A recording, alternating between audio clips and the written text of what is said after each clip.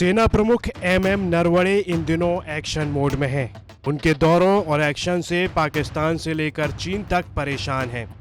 और तो और उनकी परेशानी अब कम होने की जगह बढ़ गई है, क्योंकि अब सेना प्रमुख जनरल एमएम नरवणे ने यूएई के थल सेना के कमांडर और staff major general Saleh Mohammed Saleh Al Ameri से मुलाकात की है।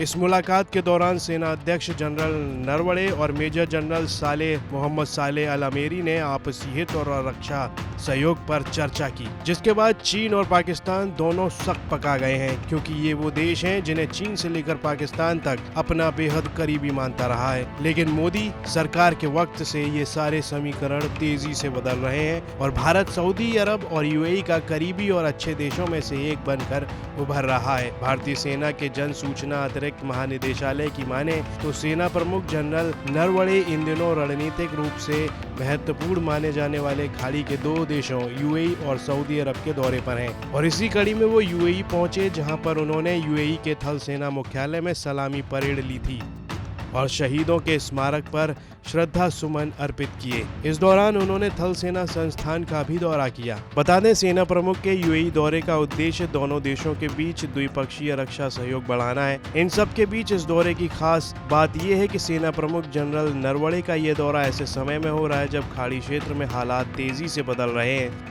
इतना ही नहीं, अब तो कई अरब देशों के साथ इजराइल के संबंध सामान्य हो रहे हैं। वहीं सेना की ओर से जारी बयान में कहा गया है कि जनरल नरवणे ने 9 से 10 दिसंबर तक संयुक्त अरब अमीरात का दौरा किया। आधिकारिक बयान के मुताबिक थल सेना प्रमुख यात्रा के दूसरे चरण में 13 से 14 दिसंबर तक सऊदी अरब का दौरा करेंगे।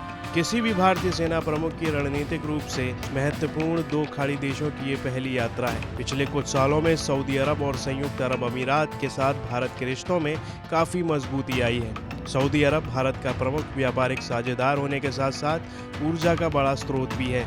इसके पहले भारत के सेना प्रमुख एमएम नरवणे नेपाल के दौरे पर जा चुके हैं, जिसके बाद से ही भारत और नेपाल के रिश्तों में तेजी से सुधार देखा गया है। अब तो नेपाल के मंत्री भी भारत दौरे पर आ रहे हैं। एक तरफ जहां भारत चीन को काउंटर करने के लिए म्यांमार, श्रीलंका, भूटान, नेपाल जैसे देशों से रिश्ते मजबूत कर रहा है, तो वहीं भारत यूएई और सऊदी अरब के साथ मिलकर पाकिस्तान को पूरे तरीके से काउंटर करने का प्लान कर रहा है। ये सबसे सिर्फ पाकिस्तान को ही नहीं, चीन को भी फर्क पड़ेगा। पाकिस्तान और चीन भारत के सामने कमजोर पड़ते जा रहे हैं। ब्यूरो रिपोर्ट, भारत तक।